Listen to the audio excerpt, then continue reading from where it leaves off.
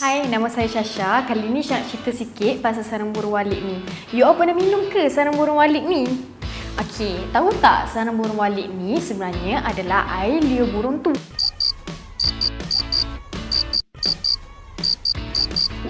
Janganlah geli, bersih tau. Air liur diorang tu lah yang datangnya kaset-kaset yang elok untuk badan kita. Okeylah, jom Syah cerita antara kaset-kaset sarang burung walik. Ada sesiapa kat luar sana yang banyak jerawat, yang tumbuh-tumbuh macam spora pokok tu. Apa lagi? Try lah sarang burung walik ni. Sebab salah satu khasiatnya ialah mencegah jerawat, mencegah penyakit kulit, mengidap eczema pun boleh try.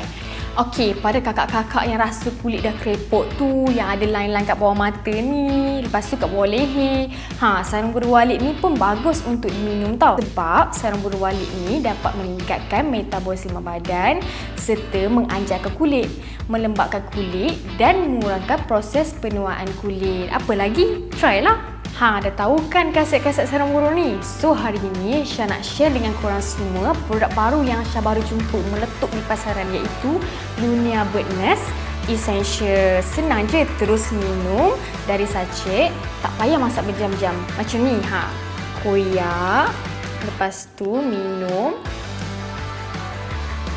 Senang je kan? Sedap lah tu rasa je. Ada rasa strawberry sikit tau. Syah beli ni dengan harga RM95 untuk 15 sachet. Murah je kan? Apa lagi? Belilah.